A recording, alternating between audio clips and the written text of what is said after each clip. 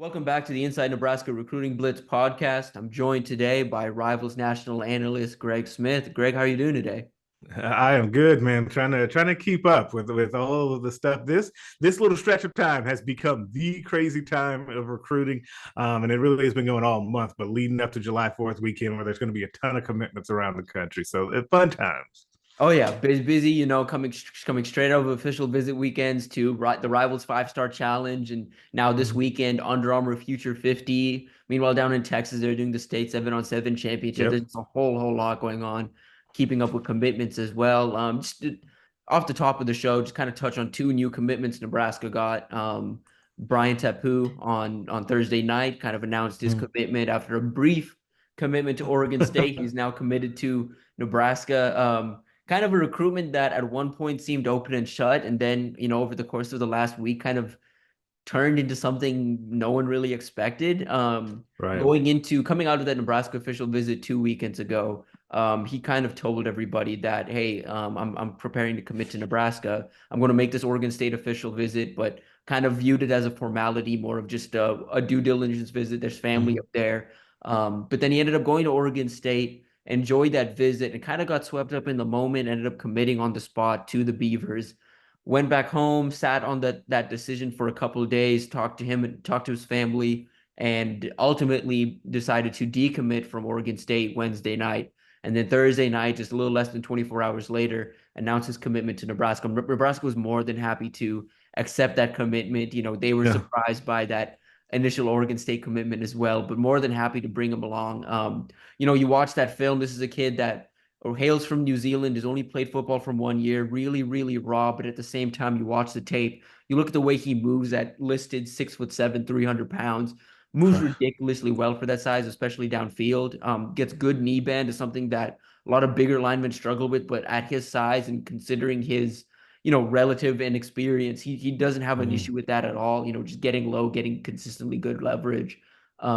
Really impressive young player, but at the same time, a guy that and where Nebraska's at with the amount of young linemen they brought in last cycle and the Right. cycle before, they're in a perfect position here to kind of stash him for 2 years or so, kind of develop him. This is a project for Donovan Raiola. The next 2 years Yeah. is going to be him working with Tapu on working that fundamentals, working, just the basics, like you watch his tape, this is a guy that doesn't have a whole lot of experience in pass pro at all. Like the footwork Right. isn't there in pass pro really at all right now.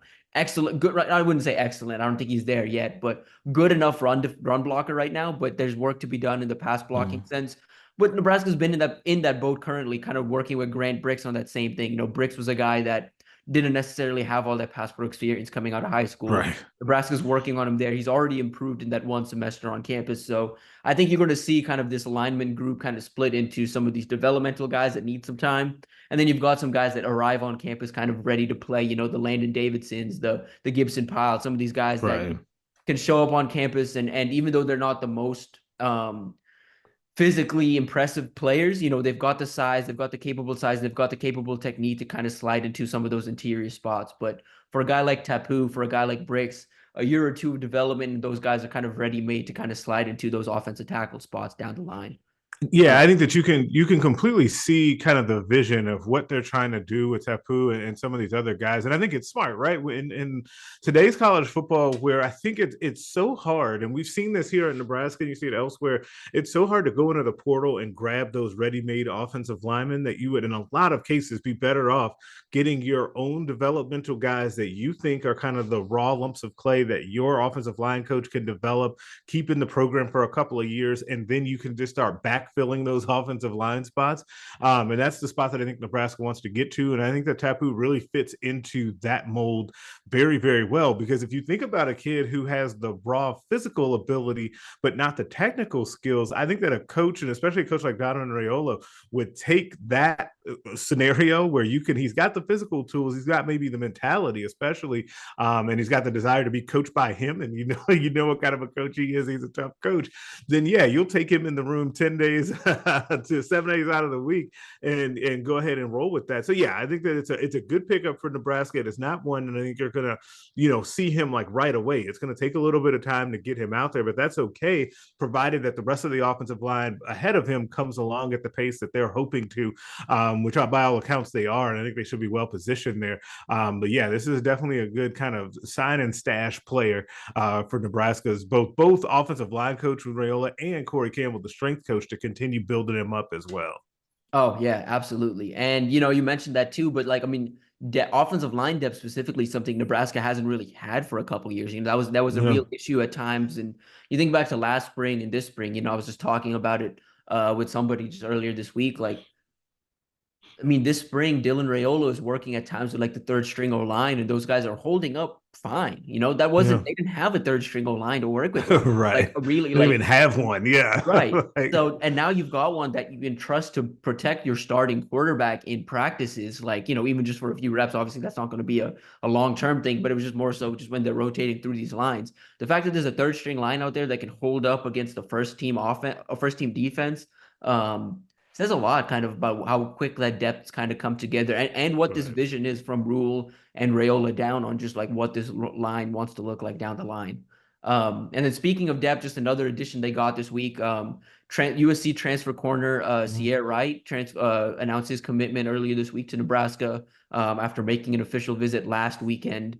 Another one that, again, more so of a depth piece. We'll see what happens here. He comes to Nebraska with, I believe, 15 games of starting experience over the past 2 years at USC. The 2022 season, there's some promising flashes there.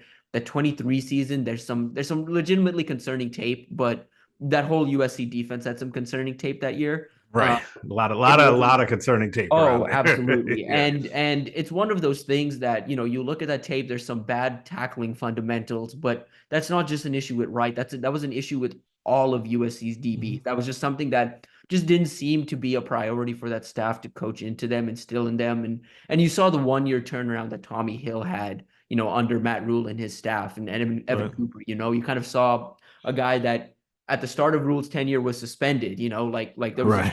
just wasn't going to be part of this team to by mid-year, people are like, hey, this is not only the best corner on the team, like, and he closed the year off as not just one of the best corners again on the team. He was one of the best corners in the country, and was kind of entering this 2024 season as a potential first round pick. The staff in at Nebraska believes this is a guy with first round pick potential. He's starting to get some of that buzz from national outlets as well. I think scouts are starting to kind of pay attention to him too. So, this is an opportunity for a guy like Wright, who coming out of high school was a 4-star, is I think the highest ranked per Rival, is the highest ranked defensive player on Nebraska's roster right now.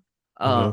And a guy that, there's been flashes there a couple of years ago. And so if he can get back to that form, you kind of tap back into some of those fundamentals and really train him up. This is a guy that could potentially lock down that second cornerback spot, especially in the interim, at least, while Jair or Bly Hill is trying to come back off that injury. So again, a depth piece, at the end of the day, is a guy with a couple games of starting experience, someone that can for sure factor into the rotation at the very least, in this young secondary that, Nebraska's trying to kind of just fit some of these pieces around. Any thoughts on this edition, Greg?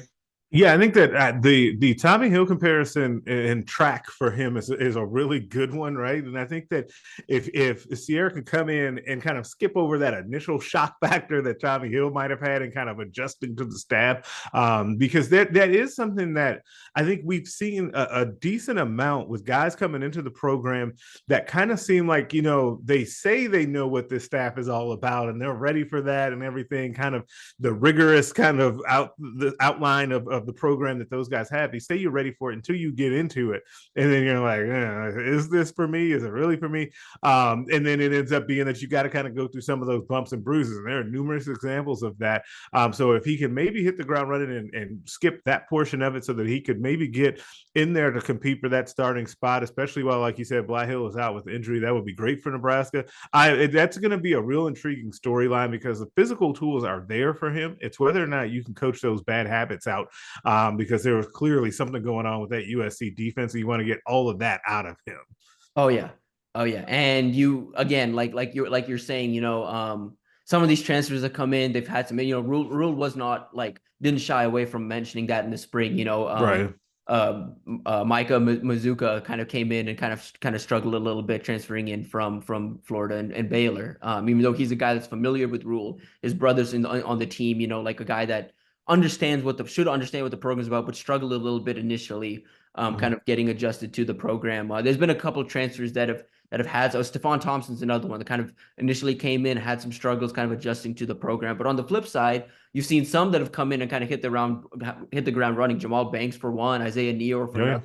another. Those two have kind of come in, stepped up as leaders in the wide receiver room, kind of stepped right into that role, and kind of haven't had any issues. So we'll see kind of where Ceyair fits in. On which side of that spectrum he's in. Can he come in and adjust? I think something to keep in mind here is, again, he left that USC team in the middle of the year. He hasn't really been actively with a team for a couple of months now. That like, what type of condition is he coming? Is he arriving on campus? Yeah, that's good. Corey Campbell's going to a try to question, get that right immediately. Yeah. Right. So that's a real question. And he's coming in the fall. He doesn't have a spring to, like, kind of get his body right. He's kind of Right. coming in the fall, has a couple of weeks to get his body as close to. So we'll see what kind of shape he comes in. I think that'll be a big Right. storyline to keep an eye on throughout the fall. It's just that who's going to occupy that cornerback 2 spot, because Bly Hill was set up for that, and then got Yeah. injured in that spring game. So not that Bly is going to miss the season or anything, but again, missing at least that early part of the year, where Nebraska's going to have that question mark with those 2 first games. They have to have that cornerback 2 spot ready, especially for that Colorado game. Yes, definitely for that one. Shifting attention, Greg, you spent this last week at Rivals 5-Star Challenge. Just a handful of Nebraska targets were there. At this point, kind of in the cycle with where Nebraska's at with 2025 and where things are kind of trending across the country. There was only a handful of guys there, but a couple guys, in the 26 and 27 class that were there that Nebraska fans should want to know potentially down the line. We'll start here. I guess the headliner for Nebraska fans that was in attendance, Omaha's own Christian Jones, representing the state. He came out, kind of repped at linebacker. Kind of first off, before we touch on his recruitment, kind of how do you look kind of stacking up against some of the best in the country?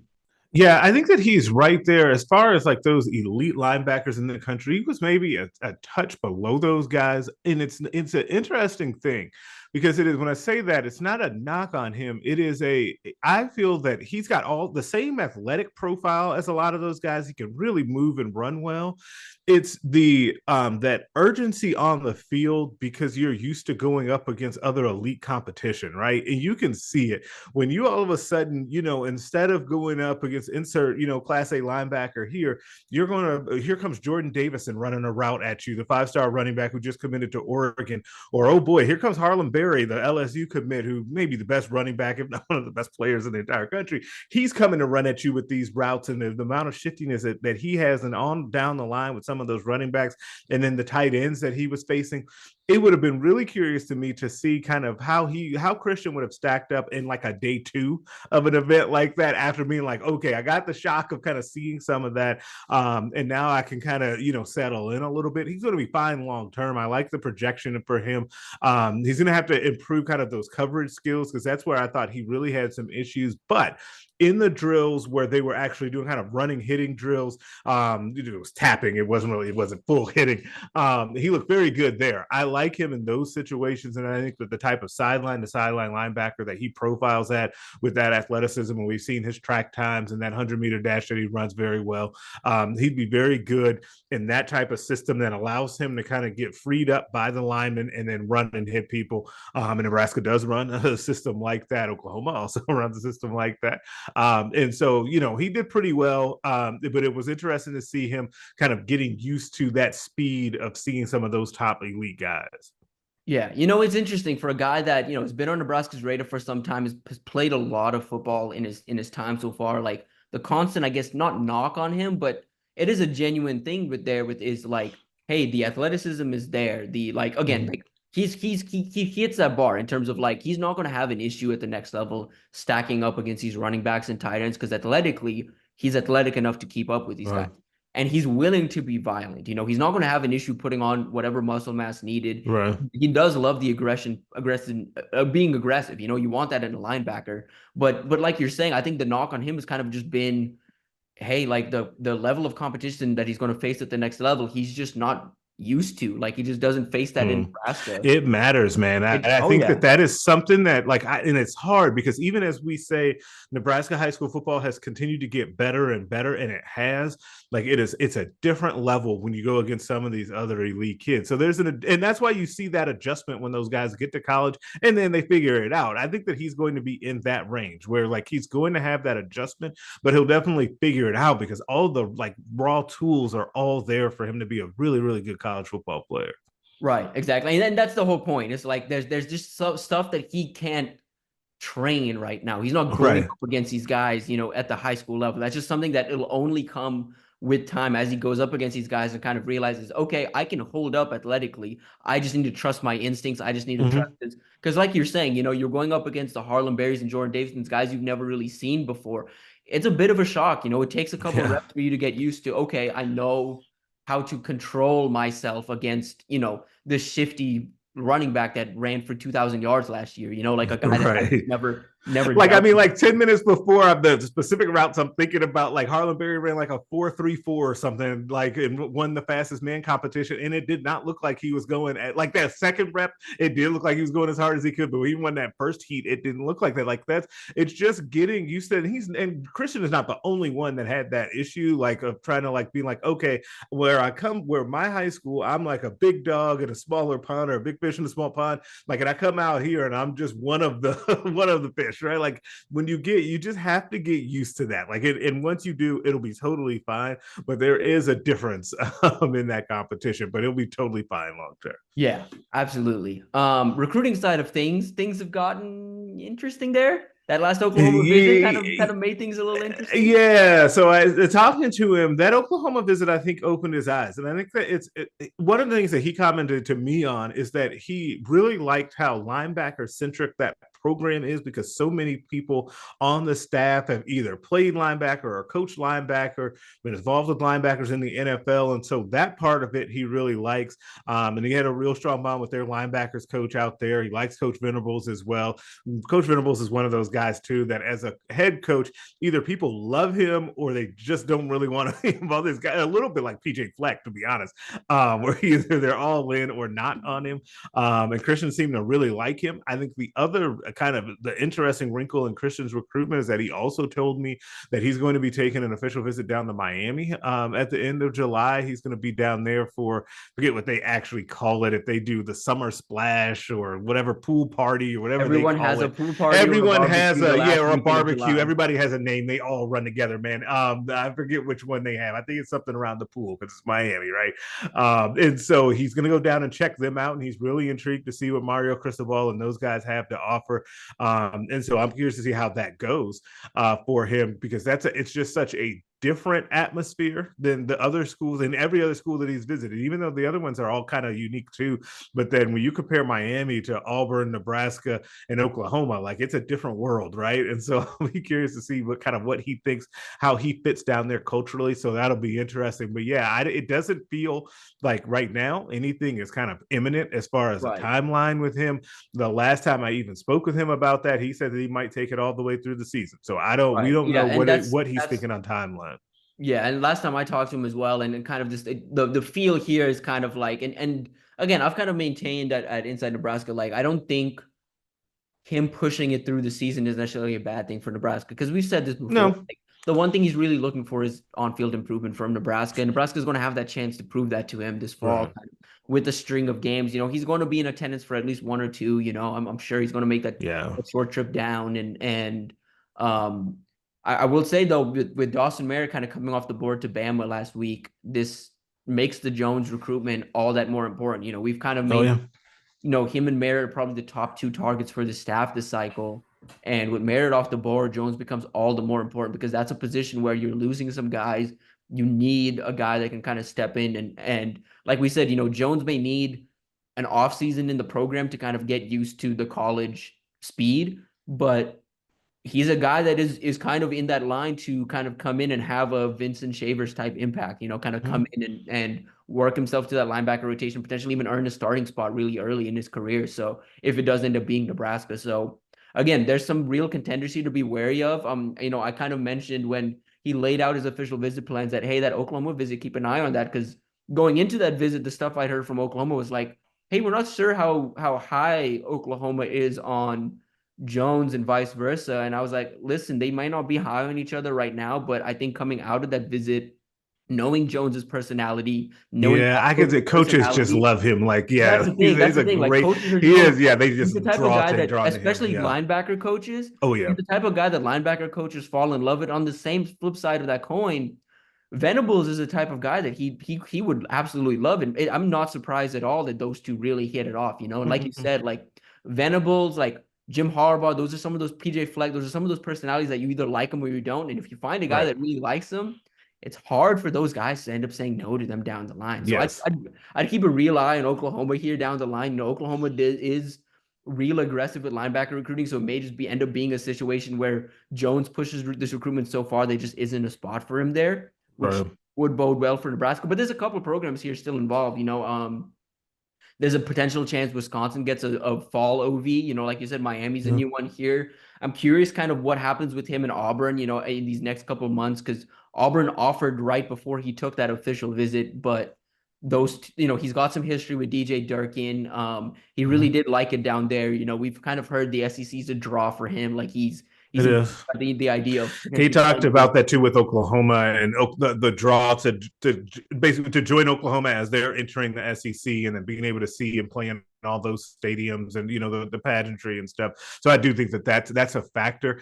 But what I'm also thinking, as you were saying all of that about the different schools that could get in, I still think that we're in for twists and turns on this one. Not necessarily like commits and decommits or anything like that, but like just more schools getting involved. I could, like you said, Wisconsin, getting back involved and maybe getting an OV. Like I could see someone else jumping in. Like this is one where I think you got to settle in for the long haul on this Yeah. Oh recruitment. yeah. Yeah. I think this is one you kind of you slow down the expectations here. You kind of Yeah. temper.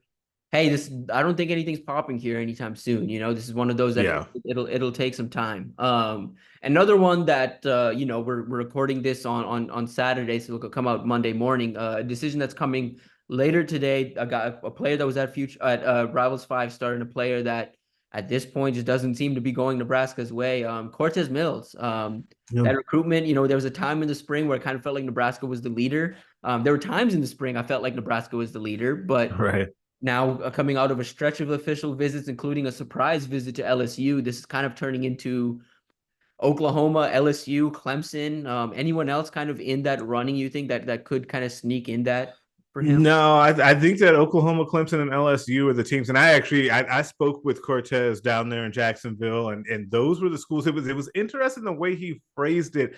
I'm going to read you the quote. He said, "I visited some great programs, got out to some great programs. Some programs stood out the most to me, and some were just normal. Oklahoma, Clemson, and LSU, those were standout visits to me." So when you think of when a kid just flat out says that, and I know, and listen, I hear the Nebraska fans kind of moaning and groaning now because they were mad at me on Twitter when I posted that. And I know that coming out of that official to Nebraska, he said very positive things about them and how they treated him like family. Whatever has happened with those other visits and kind of as he stacked them up in his mind, it feels like Nebraska's out at this point, and it feels like Florida is out at this point, who also got an official visit. And so my expectation would be for that decision to come down between Oklahoma, Clemson, and LSU. And he's a talented player, so that it's tough for Nebraska because, like you said, and I agree with you. I think that at points earlier in this recruitment, I do think Nebraska was in the lead, and then those other programs either pushed harder or he, felt like he could be in a different location. I don't know what happened there, but yeah, he definitely feels like a guy that has slipped away from Nebraska. For sure. And with Nebraska, you know, you kind of look at what went wrong here. You can't really point to anything, but I mean, the fact that the first visit came on in January was the first time he experienced negative temperatures Right. in his life. And then the second time he came to Nebraska, there was a tornado the same day, or like a stretch of just a brutal day of tornadoes the day he landed for his official visit. It was a good visit. You know, Dylan Raiola has been personally working here. And, you know, I don't also think, you know, with South Florida players in general, this isn't recruitment that's necessarily done either. You know, No. this is one that I would definitely agree. This is definitely one, I think, in my opinion, wide receiver recruiting in general, I think is one that I think if Nebraska has a season we think they're going to have, Dylan Raiola has the performance we think he's going to have. I think a lot of these wide receivers that maybe commit elsewhere, Manuel Choice committed to Oklahoma last week. Michael Terry's kind of between four schools right now. This one's getting really, really interesting right now.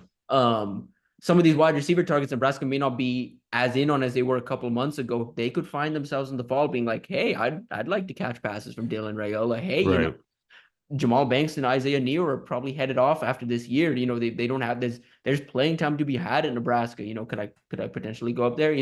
That's something you keep an eye on. And who knows? Nebraska is also in a position too where they could kind of take some swings. And so they offered Jerome Miles, who just decommitted from Ole Miss last week. This is a guy that's 6'3", runs a 10.3 in the 100-meter, just a fast, long, big, strong receiver that with serious upside. That's a guy.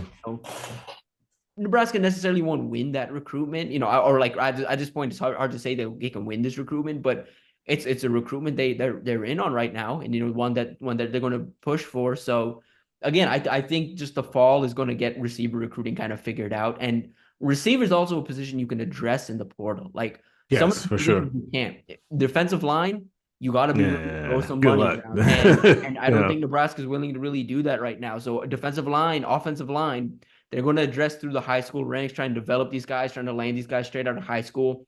But receivers and running backs and things of that nature, I think they're more than fine kind of addressing that coming out of the portal if needed. But I don't think this cycle they're going to need to do that, because I do think like with the season I expect them to have, with the season I expect Dylan Raiola to have, I kind of think that position is going to figure itself out. It's not something that I would worry too much about in the long run. Not yet, for sure. One other guy I just wanted to touch on real quick, kind of speaking on that running back. Since Nebraska took Dante Dowdle out of the portal from Oregon, Dowdle originally from Mississippi. For people who don't know, Dowdle's father, Lawrence Hopkins, he's heavily involved in with a lot of Mississippi recruits, kind of helps those guys manage their recruitment, but also kind of like establish themselves as prospects and get some college looks, kind of helps these guys take some visits. 2026, that is a top 60 guy for Rivals, Bralan Womack, a safety. He's a guy that Nebraska contacted really early, on June 15th, kind of that first day they could contact 2026's. He was a guy that they contacted pretty early, and a guy that they've stayed on and then finally offered this last week. First off, just real quick, how did Bralan look out there? And then kind of, did you gather anything on his recruitment while you were out there? Yeah, he looked good. I think he looks the part of his ranking. He moves very well. He's a very athletic player back there. He's not the biggest kid in the world, but he's still well put together. And you feel like he's not like small out there where you think he's going to get overrun. But I like his game, and he's a rangy safety that could do a number of things in a college defense. I did not talk to him to get any real feel of pulse of his recruitment. I know that the Alabama guys did, and Alabama is really heavy on him at this point right now. Kalen DeBoer and their staff. I know that staff right now is a sore subject around here after the Merritt situation. But I know that's a team that stands out to him pretty early, but there's a long way to go in this one. And I think Nebraska getting in there early will only help them. And they've got a good track record of kind of developing those defensive backs. So I think that they'll still be in the mix for him going forward. For sure. And, just speaking real quick on Mississippi while we're on the subject, a guy that Nebraska brought in for a visit for the spring game was Dillon Alfred, who at the time was committed to Ole Miss. He backed off that commitment this month. It's been last week. It's been a rough week for Ole Miss. They've lost, if you think things are bad on Nebraska's end, who's decommitted from Ole Miss in the last week? They've lost some top targets, some of their highest ranked prospects. Alfred, one of them. Alfred reopened his recruitment. This is a guy that, depending on how long he chooses to push this, Nebraska could be in line to get a fall official visit from him. Clemson's another one that kind of like he camped out at Clemson this month to earn an offer, got that offer. And so I keep an eye on the Tigers there, but just worth mentioning, Alfred's also the cousin of Dowdle. So, there's family ties there kind of working for Nebraska. Before we get you out of here, Greg, kind of wanted to touch on just some 26s and 27s you think Nebraska fans should know about, from this 5-star challenge event. I know there's a couple that offensive line class in 26 looks really impressive. Nebraska's got some offers out there. there was a 27 receiver out there that I think every country in every school in the country should know about.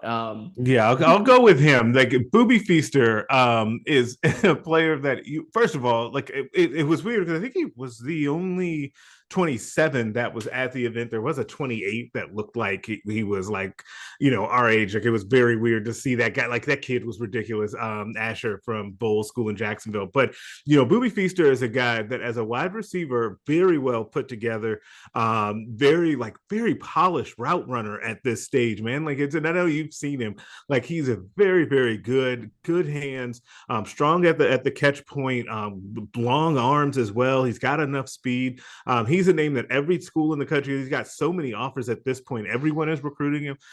Nebraska will obviously take its swing there, given the kind of the roots that they have down in Texas, and the roots that they have at his high school as well at DeSoto. So that one will be interesting to follow. And it'll be curious to see if he actually, stays in that 27 class. It's hard to imagine that he plays another 3 years of high school football. And he's that good to be able to class up and then make an impact early wherever he goes. Man, I don't even again, realistically, he can class up once, but he's a type of guy that you could class up 2 cycles potentially and wouldn't really miss a beat. This is a guy that, again, just finishing his freshman year of high school, but this is a name has been on people down in Texas. When I was coming up in Texas, like there's been a name that's been on my radar since he was like 6th or 7th grade. DeSoto coaches, he's very good. DeSoto coaches, when they had Jonte Cook, who's now a starting receiver at Texas, were like, hey, we've got Jonte, but we got a kid coming up. We got a kid coming up. They maintained that throughout Jonte's recruitment is we've got a guy coming up that's going to be pretty good. Kid, yeah. And for those that are unfamiliar, DeSoto's where Mario Buford's from. Nebraska's had some success down there. Dallas ISD area school, or South Dallas area school that Nebraska's already had some success recruiting, has already kind of built some inroads with. Garrett McGuire, very well familiar with that program. I expect McGuire to be really involved in this recruitment. But we'll find out. This is a guy like he's going to have every program in the country after him. And, one of those recruitments that is just going to be one of those big time, a Jakeem Stewart type recruitment, a Julian Lewis type recruitment where every school in the country is going to take their best shot. Before we get you out of here, any final thoughts? I know it's been a busy month for everybody. Kind of, I think we're all looking forward to July, a little bit of a break, bit of a dead period. So, any final thoughts before we get you out of here? No, I think that one of the things too is it's interesting. I've seen kind of the hand wringing about where Nebraska is at this point in the cycle with their class compared to last year, if it's as good as it was last year. And it's funny because it does not have the same numbers, but right now I think it's still trending to be a quality class. Last year though, if you remember, when they were taking all those players that then kind of blossomed in their senior seasons, people were like, "Oh, why are they taking all these kids in June?" Now that they don't take as many in June, it's why don't we have as many kids in June? Just be patient, trust the process. Like I think it'll all be fine, especially if, like we've both said on this podcast a few times, Nebraska has a good season, and especially you get the quarterback play that I think they're going to get. Some more doors are going to open up down the road, and Nebraska will be well poised to strike and capitalize on that because this staff does a really good job of keeping in contact with those kids behind the scenes, and you don't quite realize it. Oh yeah, and you have to remember as well, like again, that yes, like you mentioned, Nebraska does a really good job behind the scenes. Maintaining some of these relationships. They do a really good job of building these relationships. These aren't recruitments, there are a couple other schools, and I'm not going to name names, but there are schools that kind of come into recruitments late with just throwing money at a guy. But Nebraska it's all been about relationships here. And even guys that aren't really considering Nebraska anymore, they do mention like, hey, Nebraska is one of the better relationships I have. There's guys down in Texas that top talent in Texas that's like, hey, I was considering Nebraska early, but then my recruitment got so big where like Texas, Oklahoma, LSU, all these schools are involved. The rest kind of just fell off the board, but I have a really good relationship there. If they ever were to circle back, I'd be open to hearing from them, and or I'm hearing from them, and it's just like one of those things that we just need to see stuff from them. So don't keep in mind that this is coming. I think down the line, Nebraska's going to have a chance here, and also this class is going to be smaller, with all of the additions they have. There's 80 total freshmen and redshirt freshmen on campus right now. Yeah, they're going to have to have a smaller class. Yeah, it's going to have to be a smaller class. And there's still a lot of uncertainty. Rule himself is uncertain about what these numbers are going to look like in terms of roster sizes down the line. There's a chance Nebraska's going to have to make some not unnecessary, but some cuts they don't want to because the NCAA is going to regulate a roster size that Nebraska which won't be able to maintain the current size. So just keep in mind that a lot of this is really fluid. And again, last cycle, Nebraska was just trying to fill some spots, was just trying to catch up and just get some bodies in the room. They're ahead of schedule right now in terms of just like they have an outlook of what these next couple classes are going to look like. They have done their homework in terms of evals. They have a board set. Like this will get itself figured out. Yeah, absolutely. But on that note, that does it from us. Once again, appreciate you, Greg. Appreciate you joining. Yeah. It's always a pleasure. Hope to have you on at least once a month. Later Yes, in July, sir. we'll get you back on for a reflection on what the summer has been. But yes, that'll do it from us here at Inside Nebraska. Be sure to like and subscribe this video, and we'll see you next time.